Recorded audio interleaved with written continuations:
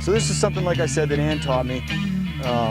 Basically what you're going to do is find a pretty straight putt and put your ball, you know, obviously so that the string is bisecting the ball. It's in the middle of it. And this is going to do two things for you. Number one, that's probably a little too small of a backswing. It's going to give you two things. Number one, it's going to focus on your eyes being over the ball, or else you won't be able to tell that the string's directly over the ball. Right. So, number one, it's going to prevent leaning back or leaning forward, and it's going to get you looking straight down on the ball. And the other thing is obviously, you know, my putter's got a white line. It looks like yours has got just a regular line in the back. But it's a very, very easy and instant feedback of whether we're straight back and straight through. And see, I can see the middle of my putter, my white line, come across that string. I know I'm swiping across the ball, right, opening my face. So I think it's something that's very self-diagnostic. Right. It's a quick feedback. It's going to give you a instant way to know that you're swinging correctly or that you're not swinging correctly. You want the wrist lock right off the bat, pretty much. You know, I feel like you're telling me to do. You know, I would want you to pick the club head up, okay, a little more vertically. I mean, now I don't want to confuse you. I don't want that to mean that I want your angle of attack, right. Angle of approach really steep. Right. You know, you still need to stay back. Weight still needs to be behind you. You still need to have a nice long, low, you know, bottom of your swing. Okay. But yeah, I'd like to see that club come up almost instantaneously, like your wrists are starting the club head back.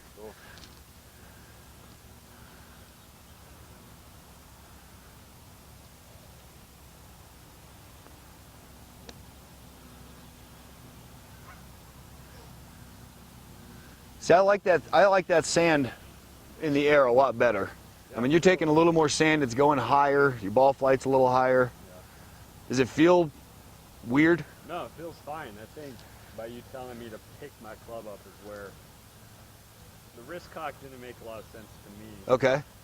So yeah. But the picking the club up, better way to put. That made a lot more sense. Okay.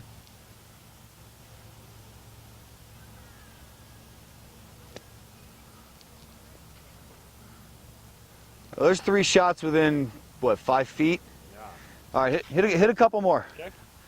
Just one or two more, and then I got something a little funky to show you. Buried lie, right, you know, a 20-yard shot, a flop shot. That's one of my least favorites. Plugged. Okay. So this shot does not work from long distance. This is a buried in the lip of the bunker. Got to get it up immediately. You're only hitting it a few feet. So this is a situational emergency shot, but it's very unique. So the first thing you need to know about this shot is you are going to hold the club like this. Okay. So I don't know if the camera can see that, but my club face is rotated completely 90 degrees closed. All right. The second thing you're going to need to do is put that club on the outside of the ball on your target line. So it's going to look like this. And the only other thing you need to do is have really loose hands. This requires a very loose grip.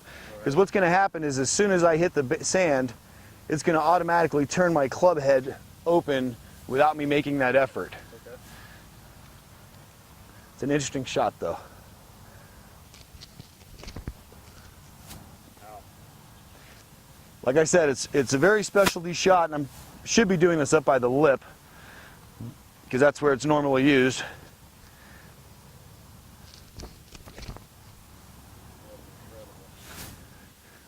It's an interesting shot to try sometime on the range. I love it. You know, a lot of times you go up that, I don't know about you, but the old way I used to do it was with an open face and just swing out of your shoes. Oh, yeah. And that's a much more controlled shot. Okay. It takes some getting used to because it's very hard to believe that it actually works. Right. But it does. You should give it a couple tries. See what you think.